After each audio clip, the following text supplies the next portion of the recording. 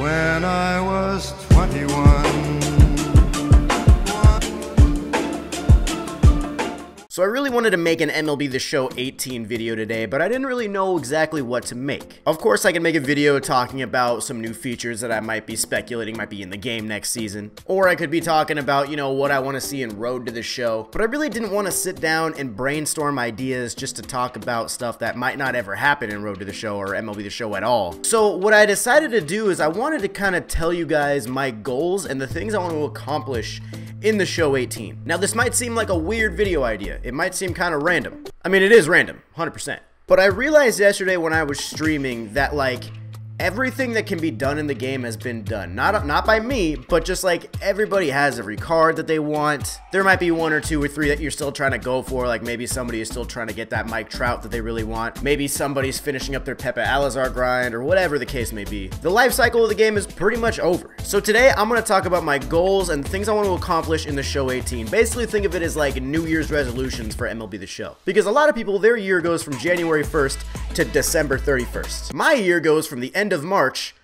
all the way to the end of March again, the MLB The Show cycle. That's my year. So let's go ahead and get into the things that I want to do in MLB The Show 18. So first off, I'm mainly going to focus on Diamond Dynasty. I might say a couple things about Road to the Show, but there's not really a lot. I mean, the only thing I can really say is like, I want to do a Road to the Show series. There's not much more you can do in that game mode. I want to do a Road to the Show series and break the all-time home run record and win 15 championships, blah, blah, blah, blah, blah, blah, blah. But I'm going to start with Diamond Dynasty for right now, and I'm going to use the show 17 as a template. Now, just a disclaimer, this video is going forward assuming that everything works the same way in the show 18. Ranked season rankings, battle royale rewards, you know, event rewards, the market. I'm just assuming that everything is going to work the same. If it turns out that it doesn't work the same, then obviously this video won't exactly make sense. But we don't know anything about the game at this point, so we're just going to assume that it works the same way. So just a disclaimer. Okay, so starting off with the first part of Diamond Dynasty, you have play.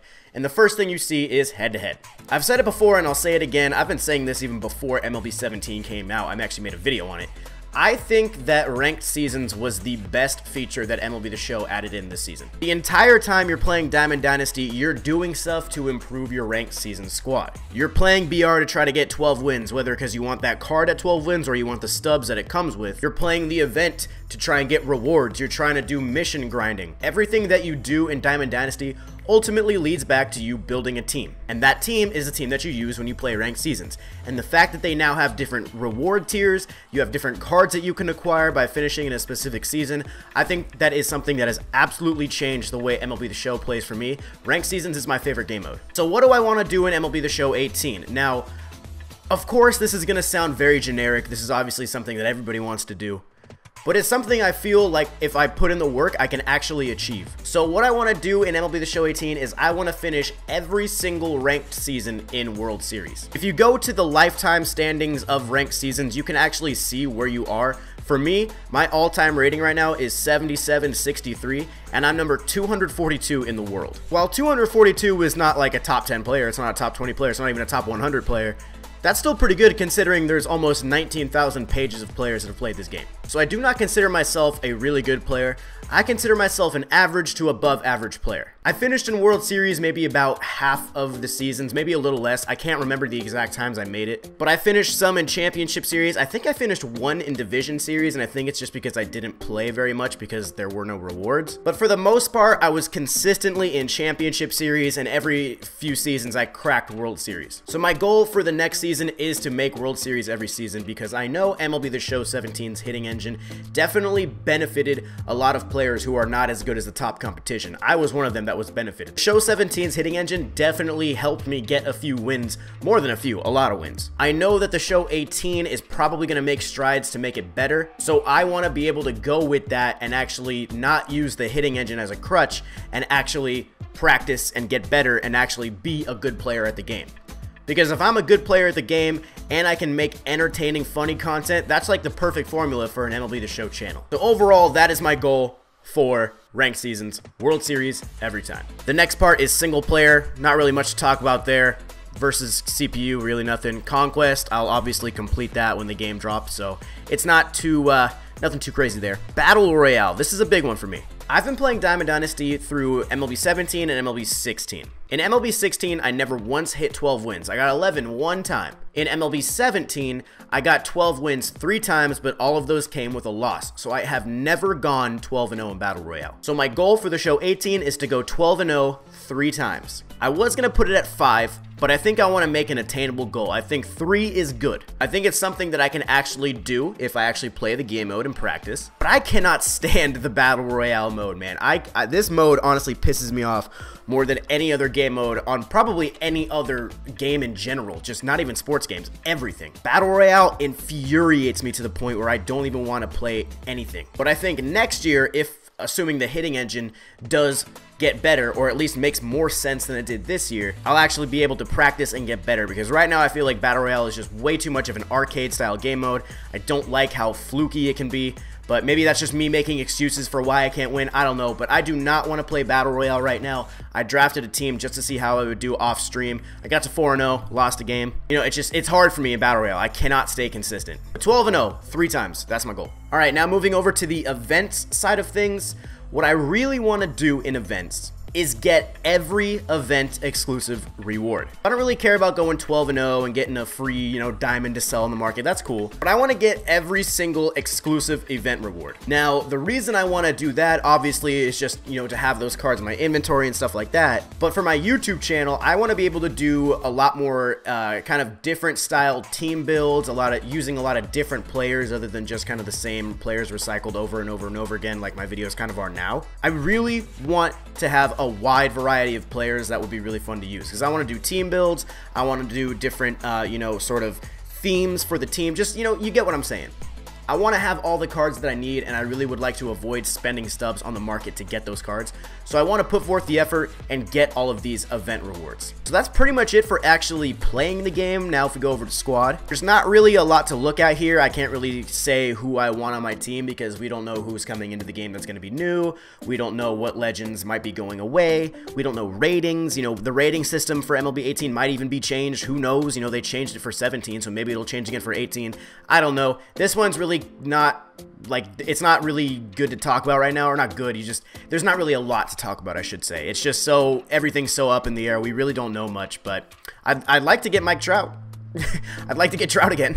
Alright, now if we go over to collect, we'll go to missions and programs. I'm just going to combine these into one thing. So for programs, I want to do every program in the game as they come out, or at least get as much progress in the game on these programs as they allow me to, because you couldn't even complete the diamond program until you were like, what was it, end of May or June or something like that. But I just want to be able to complete every program as they come out, so I can have every card as soon as possible, so I can debut the cards for YouTube, or I can use them for my regular team. I don't know, you get what I'm saying though. Also, I want to do every team collection as quickly as possible, and also do every special collection. So the Matt Kemp, the Yogi Berra this year, the Dave Winfield, all of those type of things. I definitely want to do those as well. I'm literally 2 collections away from completing all the teams this year, and I want to do that again next year. And then the last thing is I want to complete all the team epics, as well as complete most of the player epics that provide you with a lot of good stuff. So obviously the Ryan Braun, and I really want to complete all the player of the month ones. The player of the month ones are really cool because they're actually